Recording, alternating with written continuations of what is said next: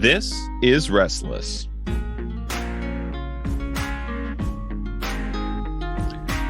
Welcome back to Restless, a post-mortem on the young, restless, and reformed. I am your host, Matt. I am joined by Pastor Michael. Maybe he will sound a little different, but you know what? That's because, you know what the Midwest is?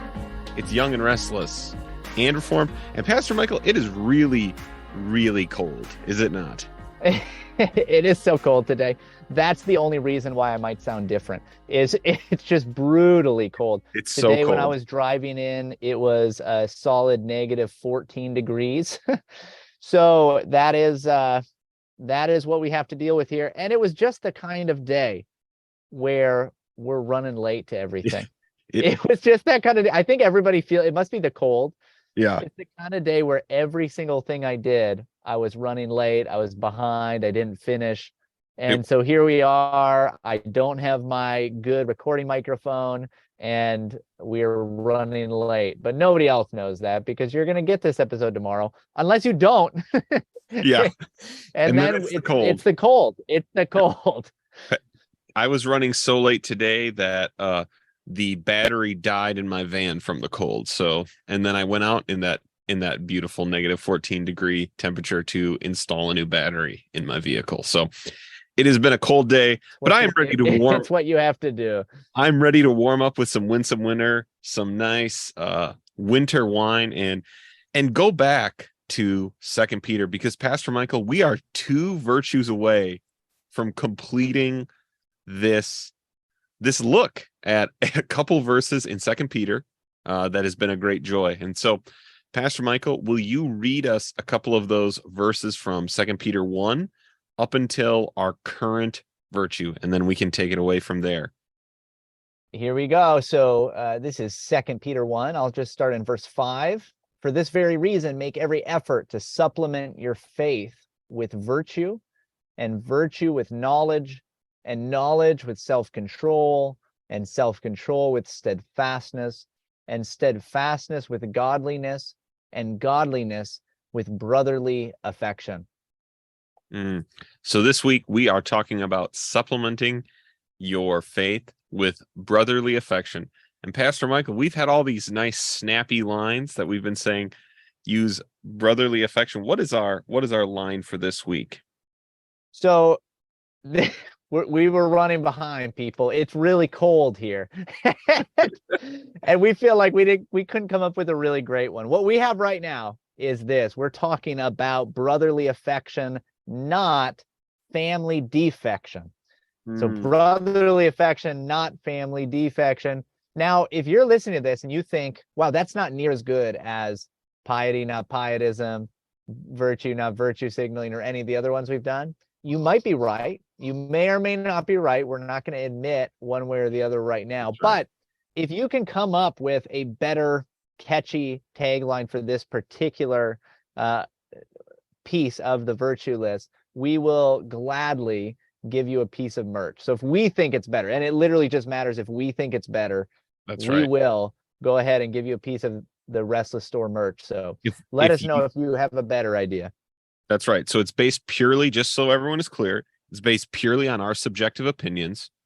And if we agree, if Michael and I together agree, where 2 or 3 of the hosts of Restless agree, if you get to rename this episode, we'll be happy you did. And we will send you a piece of merch. So we will find out. But we are talking about brotherly affection or brotherly love. So another, actually, even very interestingly, perhaps another interesting way we could translate this word would be familial affection. So this is the brotherly affection. And so this is a word we all know. It is Philadelphia, which is the city of brotherly love, of course. Whether or not that is ever described that city is another question. But whether it currently describes the city is not in question. I was literally, funny enough, I just was listening to a podcast the other day. I don't remember what it was. It was something just to be in the background. And they were talking about how horrible Philadelphia is. Yeah. So shout out to our Philly listeners. We love you guys. So, hope you're doing okay there. So brotherly affection, not Philadelphia, I guess is is another option here.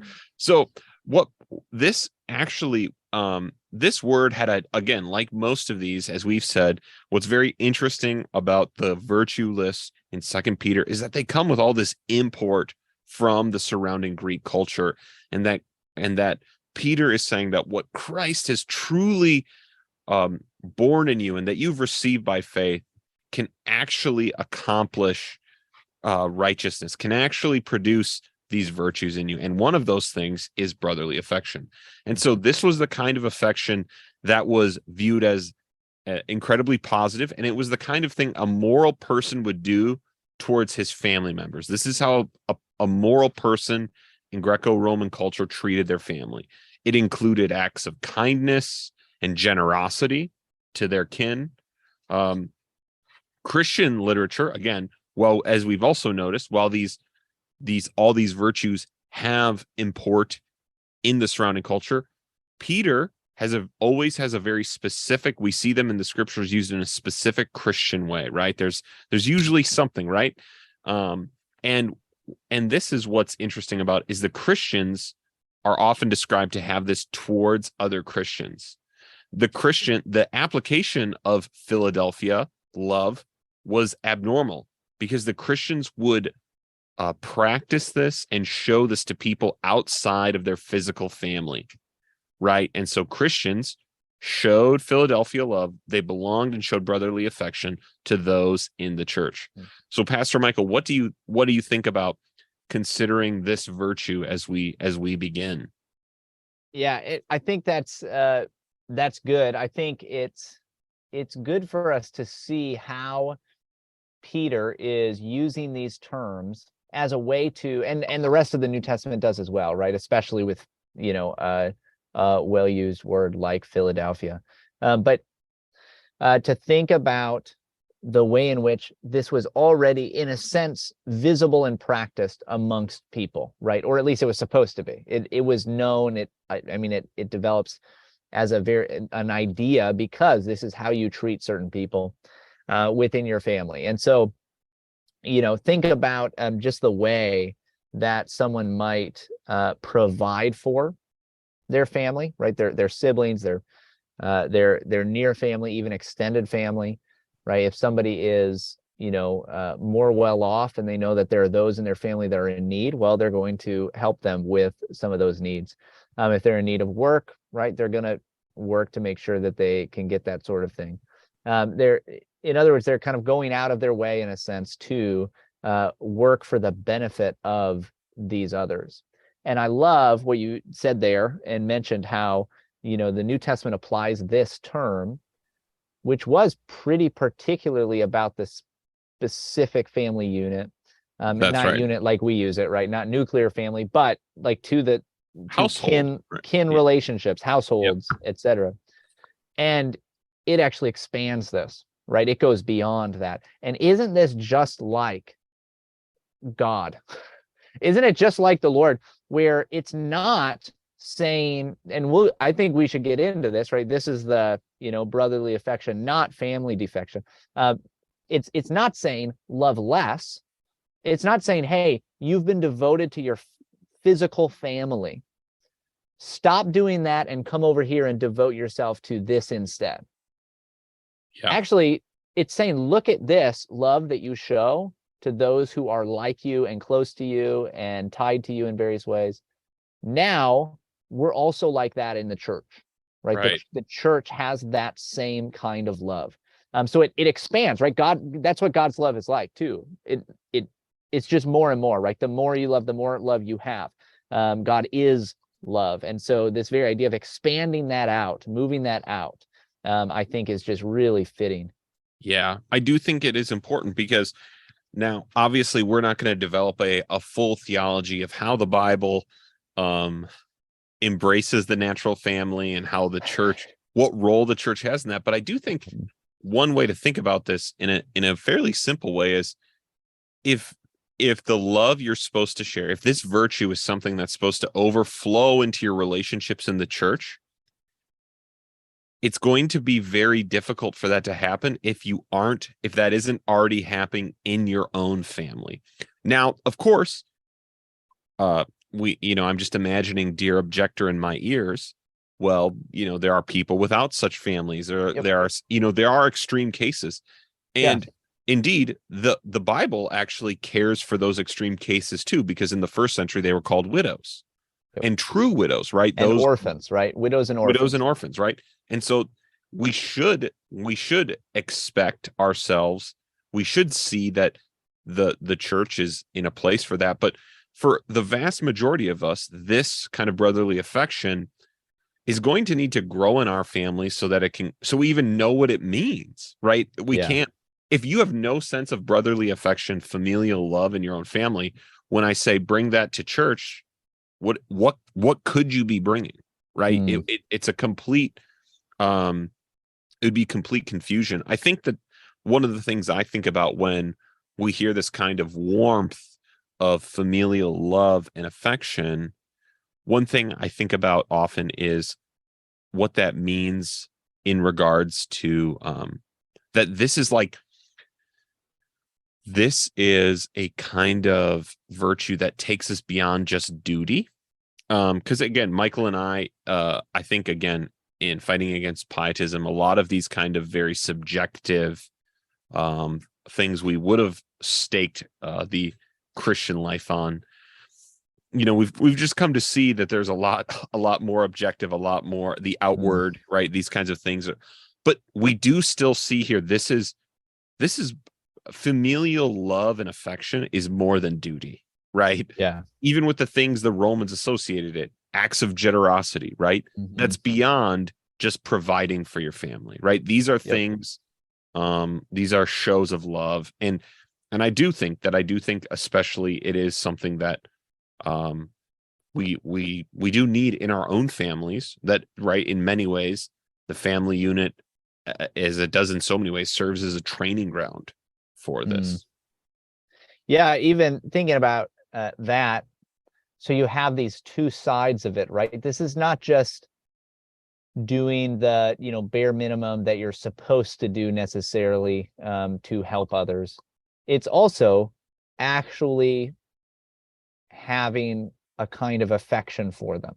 Yes. And that doesn't mean, by the way, something that just arises naturally. We think of affection, we think of love in its internal, maybe more emotional form, as something that is just this spontaneous. It has to be this completely out of the blue, moment of enraptured love. That's what love is, right? It comes naturally or something like that. But actually, there's a huge portion of the love that we have for others that we actually have to cultivate. Maybe we don't naturally have affection for our brothers and sisters in Christ. Maybe there's somebody in your church that is a member of the church, is a professed believer. They are, as far as in any way you have the right to judge, they are a believer, they are your brother or sister, and you can't stand them. Like is very common in natural families as well. Right. Guess what? You still are called to love them, right? You're still called to add to your faith brotherly affection. You're supposed to cultivate that toward them. Doesn't mean they have to be your favorite person in the world, but you can learn how to actually love, not just love, again, by doing outward good things for them, which is a part of it, but also actually desiring their good, desiring that they are better off, actually desiring what is right and good for them. Yeah. I think that this is we'll go to some verses in just a minute, right, of places where we find this word in the scriptures. But I do think it helps to even just think about what kind of love do I show in the church? I show the kind of love I show to my family, right? So familial love, you really care about, and again, these are things you can practice in your own family, right? You care about the interests and issues and problems of others, right? Yep. And you laugh together, right? You share time. Families, there's correction, right? Now again, a lot of our we have conflict and resolve it. Now again, I understand that in our own families these things are broken. Of course, these things aren't perfect, because this is a virtue to grow in. right? So Yes. even that is okay, right? But I think this idea of wanting their good, that kind of consideration, and I do think yeah, it is something to certainly we need to practice. I need to practice more. I think I failed in showing enough brotherly affection to Robbie Gallaty, our techno pastor DJ. I think by the end I was probably not just wanting as good. And I don't think that doesn't mean we can't poke fun and laugh, because we can. That's what we do in families as well, right? Yep. But I think we we do so with a kind of affection, or we do so to correct, we do so to do those things. And I think I just am just saying, realizing, hey, I want to be a model of brotherly affection, and I think in that moment I failed, and it's a virtue I want to grow in. Yeah. But this for me gives me a very helpful framework when I think about what are the kinds of things you do in a family, right? Whether it's meals, right? Caring, correction, laughing, right? Those are the things we should be adding to our lives and adding to the church. Yeah. So let's read some verses to just kind of nail this finally down. And Michael, by the end of this, maybe we will come to the, everyone's favorite youth group study, the kinds of love in the Bible with the Yes. Greek words everyone learns. And because we have to. So From that Rob Bell, by the way. from Rob Bell, actually, that's the best. Light that forest on fire. I watched that in youth group. Oh, I watched it many times. Oh, that's so funny. So the word Philadelphia, right? The noun version of the verb phileo is not used a ton again, which is interesting. But the verb phileo is actually used a lot, especially in the Gospels. So we'll look at we'll look at the nouns, and then we'll talk about. I just picked two examples because again, we're running behind, and there are so many examples we could use it all night. But here's the first occurrence of Philadelphia. And so love one another with brotherly affection, outdo one another in showing honor. One of the things I just want to point out is that when we talk about the difference between, because we will get to love next week, Paul seems to have an idea of there being a difference between love, which will be agape, which is the one for next week, and brotherly affection. That brotherly affection is one of the ways you show this love. So it's just interesting, because I think sometimes we make too big of a distinction, but there clearly is one going on. So the next three I actually think are verses give us a little bit more description of what this brotherly love might include. Now, concerning brotherly love, you have no need for anyone to write you. This is First Thessalonians 4:9. For you yourselves have been taught by God to love one another. Hebrews 13:1. Let brotherly love continue. 1 Peter 1:22. Having purified your souls by your obedience to the truth for a sincere brotherly love, love one another earnestly from a pure heart. Pastor Michael, do you have any thoughts or comments on these verses we find? Yeah.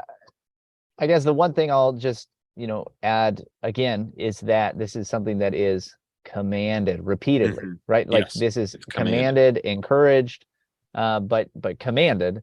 And so that is in our time, the idea that, you should be driven purely by your, liking of something or someone, like that falls apart here, right? Like, no, you're commanded. Like you look around, I mean, seriously do this. When you're at church next Sunday, or think about this past Sunday, whenever you're listening to this, and think about as you look around, or as you meet with people, as you talk with people after the service, think about the person that you dislike the most. And I think probably you see somebody right now. Like there's somebody that brotherly love probably comes to continue. mind. Yeah, and let brotherly love continue, right? Grow, supplement to your faith brotherly affection for that person, right? Where it's hardest. And this is not a command to just like keep hanging out with your buddies, which is fine. Yeah. Like that's a fine thing. That's a good thing, right? You've got Christian friends. Yeah, spend time with them. That's awesome. But there are going to be people that you really have a hard time with. And you should love them. You should add brotherly affection for them as well. Yeah. It's brotherly love, not a bro down, right? I'm trying to win Yeah. that merch, I guess.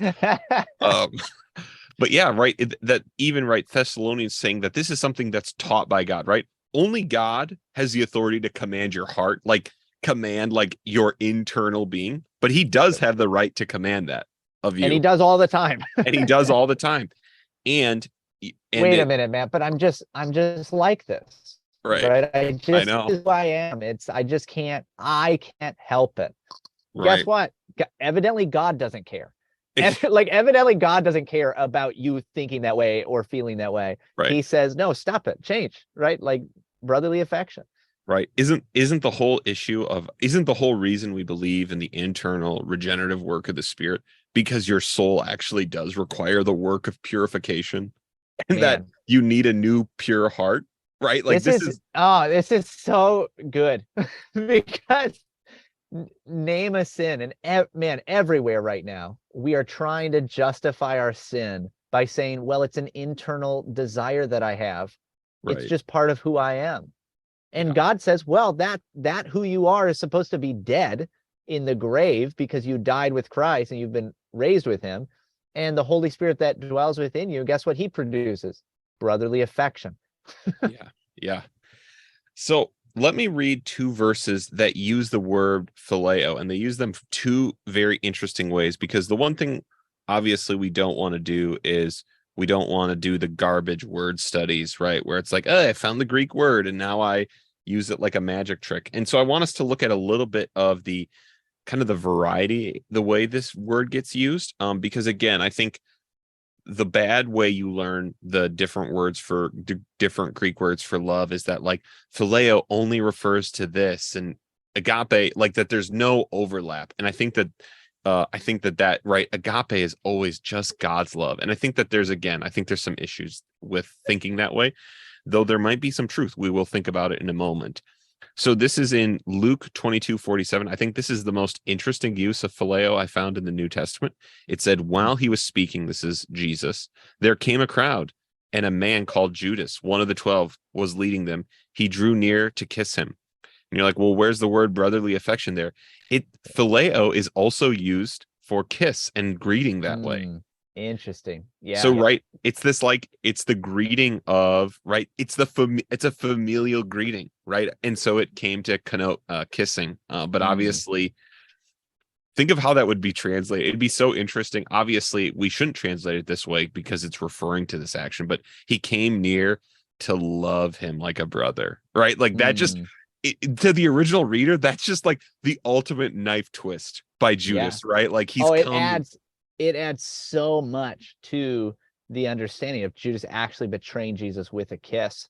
Yeah. Like it is the ultimate betrayal. It's the ultimate stabbing in the back of a brother. He betrayed, Jesus betrayed Jesus with brotherly affection, right? Like that's just, and obviously it's no surprising that Judas receives the treatment he does in the New Testament, given these kinds of things. So, and then here's another one. This is obviously a very, very different one. So maybe that one is negative. This one's very different. So for the Father loves the Son, phileo, for the Father loves the Son and shows him all he is doing, and greater works than these he will show him, so that you may marvel. So I picked this one because again, it seems like a lot of times where phileo is used in terms of God, it seems like a number of them at least are referring to the Father and the Son, the intertrinitarian love. And so I picked that just again so we can avoid the kind of fallacy that God's love is agape, friendship, or familial love is phileo. But here, this love is described for the Father's love for the Son. So,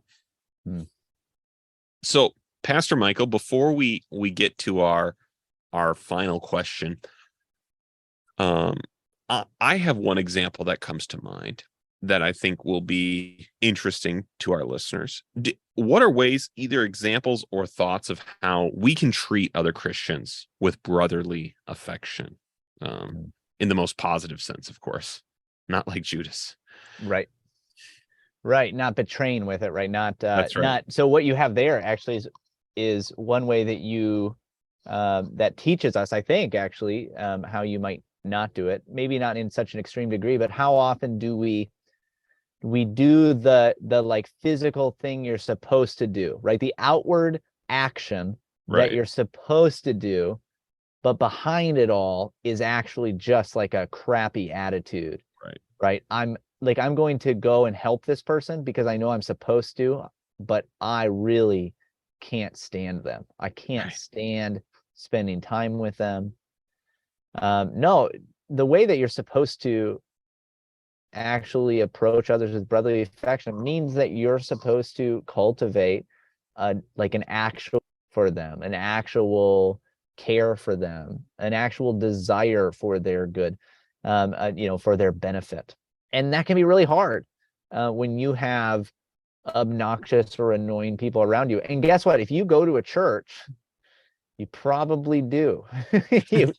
you probably do. And it's probably not like not everybody, you may be that person. Yeah, and You you're may be that probably person that to person someone. to someone. You're that You person to are, someone, right? right? If the Probably. world we live in, you're that person to Yep. someone.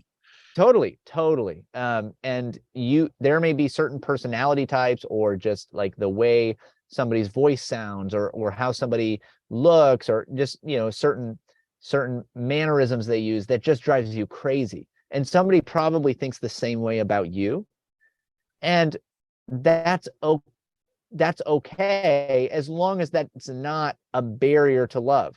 I have a natural, like, it just somebody who speaks this way or does this thing naturally, I just I don't want to be around that. As long as that's not I shouldn't say it's not good in the sense, it's not fine in the sense that that's actually a good thing. But what I mean is that everybody probably has that to a certain extent. Yeah. It's maybe normal is what I mean. But what you are called to do then is to push past that barrier, that boundary, and to actually show love to one another and to love one another. Both of those things at the same time. So yeah, don't let it just be that outward action, but let it be something that is true of the heart as well. And then I would just say, actually think about ways that you can benefit somebody. Hey, if you hear that somebody is like in financial need, if you're sitting down with somebody and they tell you have a financial need, guess what you can do? You can try to help them. Maybe you're not in the position to do that, but maybe, there's somebody who a loved one passed away, or they are, particularly lonely, or, maybe they grew up without a father and you can like play the role of like an older brother or father figure in their life. There are different things that you can be and do to others in such a way that like you can play a role that often a natural family can play, but you can actually play it in a deeper sense because you also have the common bond of the Holy Spirit. That's right. And I think, and if you excel in these things, God, and you're a man, you may be called to be a deacon, by the way, because this is much more what God describes as deacons than a guy who likes to care for a building or run budgets, though those are certainly in families an incredibly important thing, right? So it's not that deacons shouldn't do that and can't do those things out of love, and many do, right? So I'm not denigrating that, but that, right, when we talk about the responsibilities of deacons, right, even in the book of church order, it says the office of deacon, which is spiritual, shall be chosen for men of spiritual character, honest repute, exemplary lives, a brotherly spirit, warm sympathies, and sound judgment, right? That this is what they're talking about. They are talking about deacons who do this, right? We in Presbyterian circles talk about them, visiting the lonely, the sick, right? Caring for these people in any kind of distress in their time of need, and obviously caring for other issues that the family, the congregation needs to care for. And this is where I want to quick before we move to, a last thing, I want to bring in this idea that we talked about of, brotherly affection, not family defection. And what I think we mean by that is that, both. So, we talk on the level of the natural family, right? This is not, you have to love others less in order to love the church enough. You, Right. you don't have to do that. That's not actually how God's love works. There's more to go around. You grow in your ability to love the more that you love. But also, let's think of it through this lens as we're talking. How often is it that because you don't like the kinds of people that you're around in the church, you say, oh, well, I'm just going to go somewhere else. Right. You just leave, right? Oh, well, I don't like this person. I don't like that particular leader. Because, in other words, you don't have brotherly affection for those that you are around, fellow members in the church. You decide, well, I'm going to run. I'm going to leave, right? I'm going to be the brother or sister that moves far away and you never hear from again. I'm going to be the dad that leaves his family just in the church, right? I'm going to be that piece of the family that just is the black sheep and just is never around ever again. That's really common. It's really common to defect from obviously natural families, but also just from the church because of very insignificant things. I'm not talking about, doctrinal error or things like that. I'm talking about the actual reasons most people leave churches, which is, well, I don't really like how they play this song. I don't really like how this person interacts with me. I don't really like, whatever it may be. It's a lot of it boils down to these particular issues. And that's once again such a great way to continue to use this prism of family. Like, yeah, I no longer go to my family holidays. There's always this song they like to play. I'm not going anymore. Right? Like if you like my mom's house, they change the carpet out. I'm done with that place. Yeah. Like I think this just becomes a very good prism through which we can kind of check our attitude towards the church and towards God's people. Right. I do think often if you're in a Presbyterian setting, your pastor likely at their presbytery has I just every time I've ever been at the Wisconsin Presbytery, I see this practice. I see men who take care for each other, men who, if they have conflict, directly speak to each other. Like and it's not done perfectly. Right. My personality is the kind of person who carps against this idea of that, like, we can call someone out for immoderate tone in a debate on the presbytery floor. I maybe it's a shock to anyone listening to the podcast still that's not my personality to be like, oh, let's just let them say whatever they want to say. But it's because obviously they're running a meeting and they're saying we have a duty to keep our communication with brotherly affection as we handle the business of the church. That's our job. And so they choose to speak that way. And again, not that can't be abused. Of course, everything in a family can be abused and broken, and that obviously can be too. But I just think you see such a great example of this. You can see such a great example of this from your elders, from the way these men gather. And I'm sure anyone here in a Presbyterian church could ask their elders about the ways they see brotherly love and in their presbytery, and you would have lots of ideas of what this could look like for you. So as we close, I do think one thing this is the fascinating thing, and we're ending on a theory. So normally we like to end on like a really like stone cold application, but we're rolling the dice here because while gambling it's cold here in Wisconsin. Cold. Because while actual theories. Gambling for money is always forbidden by the Westminster Confession of Faith, this kind of taking a roll of the dice and seeing how this podcast ends is not. So, Pastor Michael, the question on my mind is the relationship in the Apostle Peter's mind between Philadelphia and agape love. Now, so what we will talk specifically about what agape means, all of these things, right? So that we supplement our faith with virtues and they the list continues, and it goes, we're on Philadelphia, our final one, which will be, I don't know if we'll do it next week or in 2 weeks, maybe we'll go back to back, who knows, and finish off with agape, and not sloppy agape, because I can't believe that's a thing, by the way. I hate so much that you just use that phrase. Is that a thing that people talk about? You can Google that another time. I never will. I want to make it very clear to everybody here. I will never Google that phrase. and so we'll discuss about the role that agape may play on this list, and I do think it takes a primacy with where it ends, with how it ends with the list. But I think it's very interesting that brotherly love is before agape. And so the question is, are we meant to see this kind of brotherly love as leading to, or a product of the kind of love that we're supposed to finally add our faith with? And again, I'm sure our listeners are thinking of verses like the greatest of these is love, right? These are there we will get to joyfully talk about love together soon.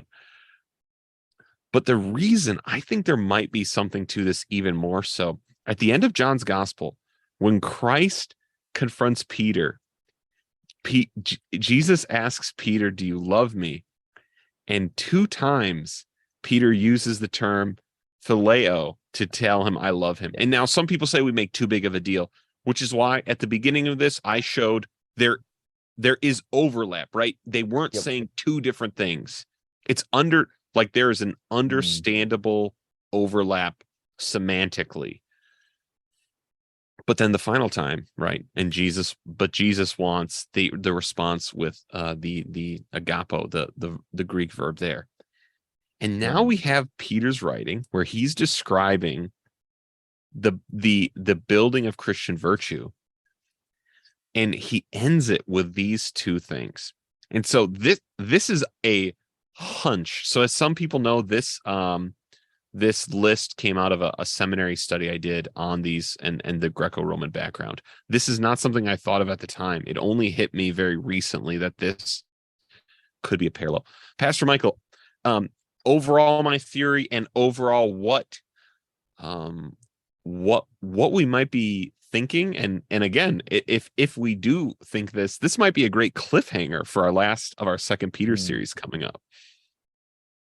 Yeah, I love it, actually. And especially when we're thinking about that final scene in John with Peter and Christ, every single detail is so particular. I mean, it's so, every word, the whole setting, all of it is, it is incredibly important.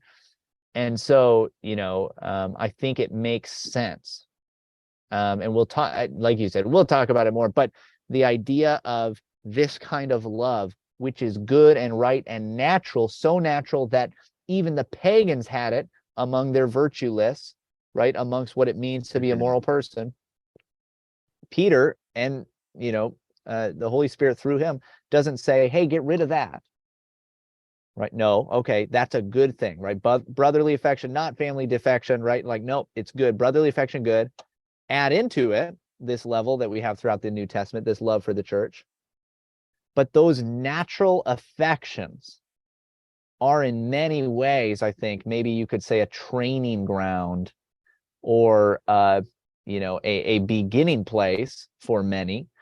But there is, in a way, a higher, a deeper expression of love. And I think that probably that is what very often, not exclusively, but very often what we will get to next week, talking about agape.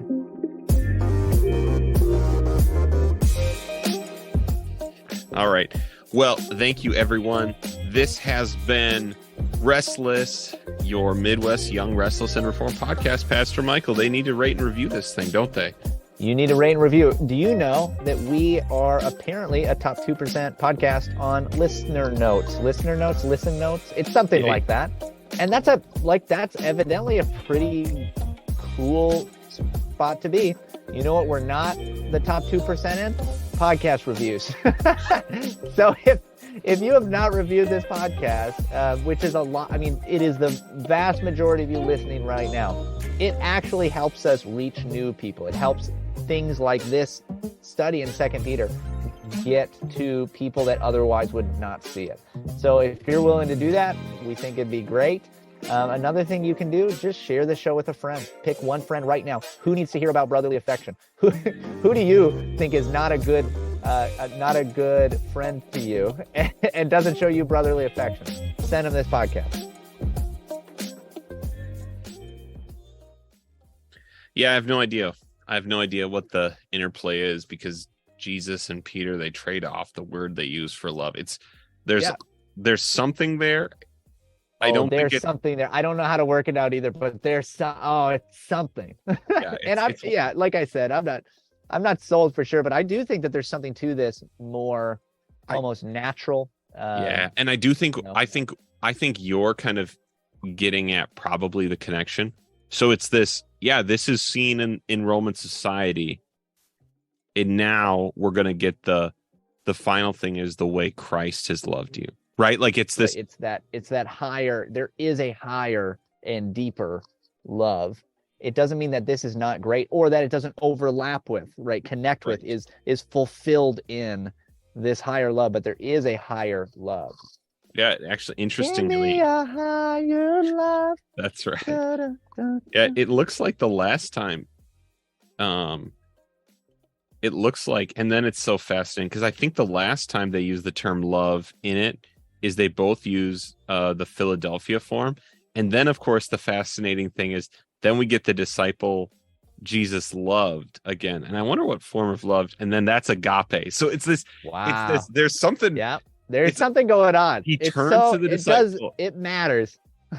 there is something, and I don't know what it is. But yeah, I do think that you're in this 2 Peter setting. John's obviously a much harder to understand because he's got so much.